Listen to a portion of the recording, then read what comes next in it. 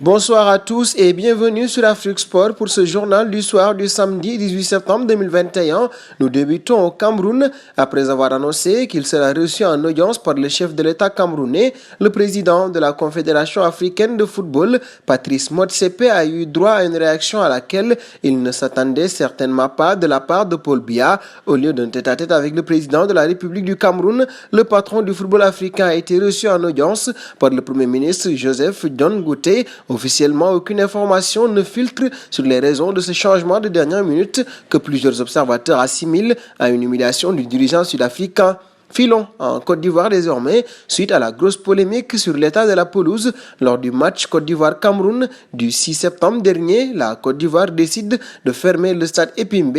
Le ministre ivoirien des Sports a annoncé la fermeture de l'enceinte pour des travaux de réfection. Une décision logique attendue tant l'état de l'air de jeu faisait peine à voir. Le choc entre éléphants et lions indomptables avait tenu toutes ses promesses, mais le jeu avait été entaillé à de multiples reprises à raison de la qualité de la pelouse. Un pas au Kenya, le stage regroupant les arbitres de la Fédération kenyane de football a pris fin. L'initiative a été prise par l'instance dirigeante du football kenyan pour appuyer ces arbitres. Débuté depuis le 12 septembre dernier, le stage d'entraînement des arbitres émanant de la Fédération a duré 5 jours. Au sortir de ce stage mis en place par la Fédération pour ses arbitres, la vice-présidente de la Fédération a annoncé vouloir organiser la dite formation tous les 3 mois en vue de réduire considérablement les carences que font montre ces arbitres lors des matchs de championnat. Et nous filons à Manchester City. Ici, Raheem Sterling a été évincé du conseil des sages du club. Chaque début de saison, les joueurs, le staff et les membres du personnel des Citizens votent pour désigner le capitaine pour le nouvel exercice.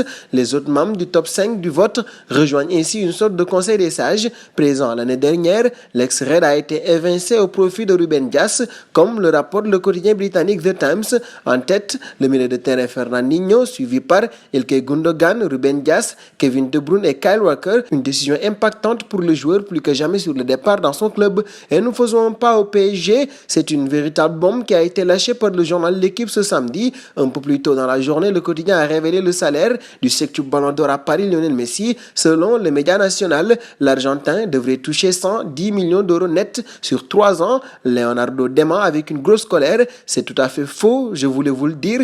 Je pense que c'est un manque de respect, on n'a pas aimé. Je ne comprends pas le timing, c'est vraiment très loin de la vérité, a réagi le directeur sportif du club parisien. Et nous terminerons au Real avec Bale. Sous la houlette de Carlo Ancelotti, l'international gallois se voyait offrir une nouvelle chance de s'intégrer au collectif de la Maison Blanche, comme en a témoigné ses titularisations lors des 3 premières rencontres de l'année. Une confiance retrouvée mais stoppée net par un nouveau gros pépin physique. Si la durée de son indisponibilité n'a pas été annoncée par les merengues, la COPE croit savoir que l'on ne reverra pas de sitôt le gaucher. En effet, il devrait être éloigné des terrains pour 8 à 10 semaines selon les informations du média. Un énorme coup dur pour le Real et pour l'ancien de Tottenham, car Ancelotti va devoir se creuser les méninges pour pallier à cela. Et nous arrivons au terme de ce journal du soir que nous bouclons avec la question du soir.